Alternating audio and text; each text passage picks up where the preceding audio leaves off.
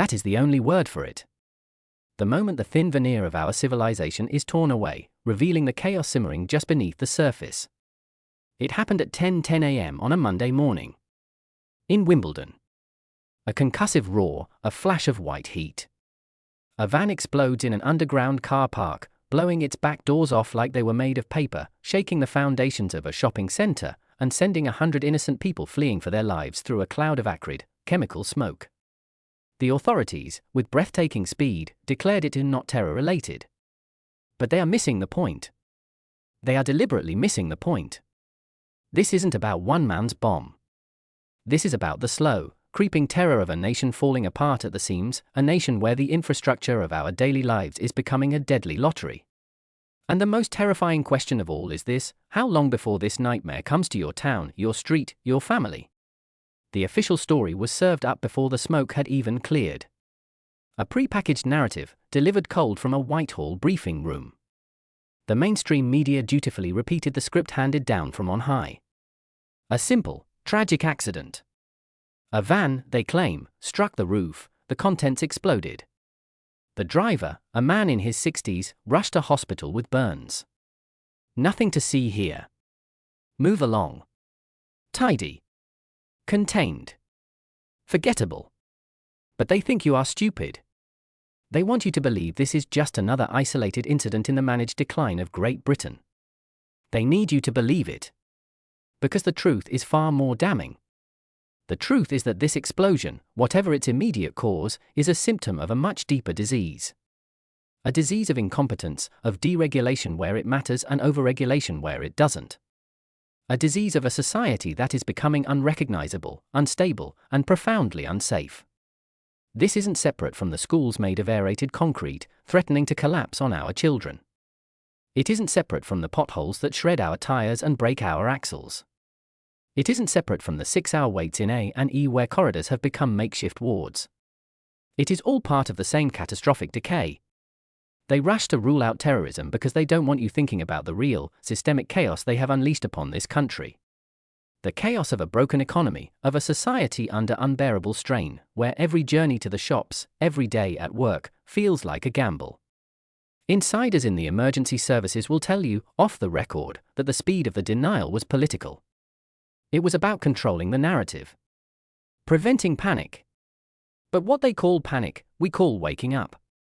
They fear you connecting the dots.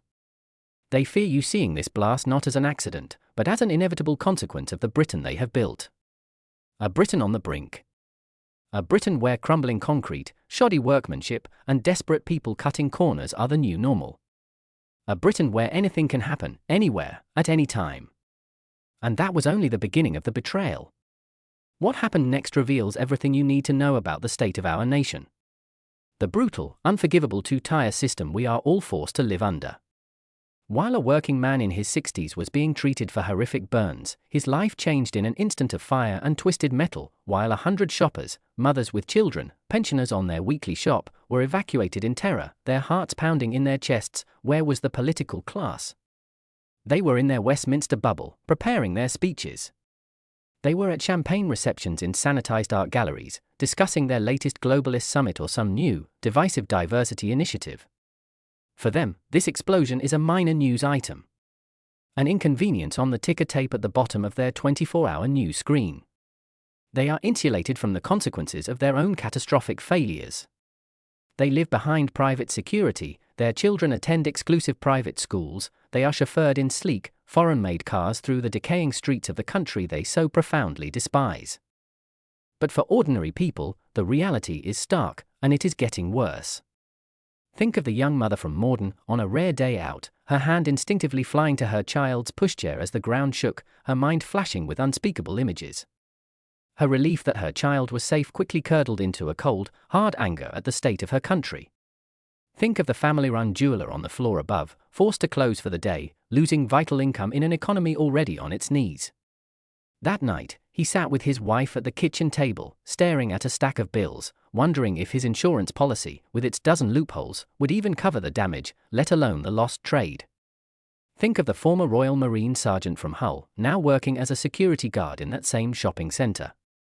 The blast hit him like a physical blow, the sound and the smell throwing him back 20 years to a dusty street in Helmand. He ran towards the danger, his training kicking in, but a bitter irony washed over him. He had survived a war zone only to face the same random chaos in a London suburb. This is the real Britain.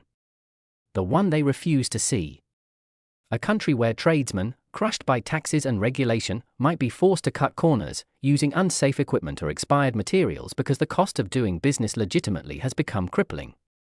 A country where, as many commentators now fear, the black economy is booming, unregulated and dangerous, a direct result of a government that has destroyed legitimate enterprise. They create the conditions for disaster, day after day, with every bad policy and every pound wasted. And then they have the gall to act surprised when it strikes. It is the height of cynicism. It is a complete and utter betrayal of the British people. And who presides over this national humiliation? Who stands at the dispatch box, offering empty platitudes while the country literally explodes? Sir Keir Starmer. A man so transparently out of his depth, so utterly devoid of conviction, it would be laughable if it weren't so tragic. Today, while emergency services were still cordoning off a blast site in his own capital city, a symbol of his party's decades of misrule in London, Starmer was preparing to announce his grand plan on immigration. The timing is a sick joke. He will stand there, with his focus grouped sincerity and carefully rehearsed frown, and he will lie. He will promise the biggest reform since the war, a phrase so meaningless, so utterly devoid of substance, it is an insult to our intelligence. This is the man who, for his entire career as a human rights lawyer and as director of public prosecutions, has sided with every activist, every open borders fanatic, every voice that sought to undermine our national security and sovereignty. He built a career defending the very ideologies that have weakened our nation from within. This is the man who knelt for a Marxist political movement. Critics believe his new plan will be nothing more than an elaborate smokescreen, a complex bureaucratic shuffle designed to look tough while changing nothing. Insiders claim his new Border Security Command is just a cynical rebranding of the broken border force, a new label on a crack bottle, staffed by the same demoralized people and hamstrung by the same politically correct rules.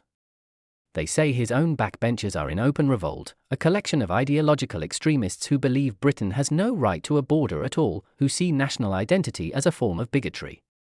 This is the leadership we have in a time of crisis. A weak, dithering coward, held captive by the most radical elements of his own party, utterly incapable of making a single decision that puts the interests of the British people first. He talks of reform while the evidence of his failure burns in a London car park. He is the architect of the chaos. And then there are the heroes. The forgotten people of Britain. The ones in the comment sections, the plumbers and electricians and gas fitters, immediately guessing the cause was likely leaking canisters, using their real-world, hard-won knowledge while the so-called experts in the media scratched their heads. It is the people, the silent majority, who see the truth. And it is voices like Nigel Farage, who have been warning for decades that the political establishment was creating a low-wage, high-risk, unstable economy, who are being proven right with every passing day, with every crumbling school, with every exploding van. A rebellion is stirring. A great awakening is taking place, not in the halls of power, but in the pubs, the workplaces, and the communities that have been abandoned by the elite. They see the decay. They feel the instability. And they are finding their voice. So we are left with a choice. A decision that will define the future of this nation. Do you accept their narrative? Do you believe that a van exploding in a shopping center on a Monday morning is just one of those things, a tragic but random accident in a complex modern world? Or do you see it for what it is? A terrifying symbol of a country in free fall. A warning shot fired from the heart of our decaying infrastructure. A glimpse into the catastrophic future that awaits us if we continue on this path of managed decline, overseen by a corrupt and incompetent political class that has nothing but contempt for you. Will you allow Keir Starmer and his globalist allies to tell you that everything is under control, to gaslight you into believing that stability is just around the corner, while the evidence of chaos is all around you, burning in car parks and crumbling in our schools?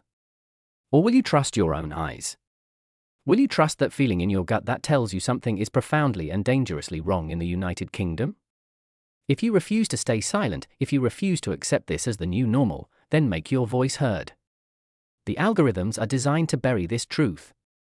Your share is an act of defiance. Share this video with everyone you know.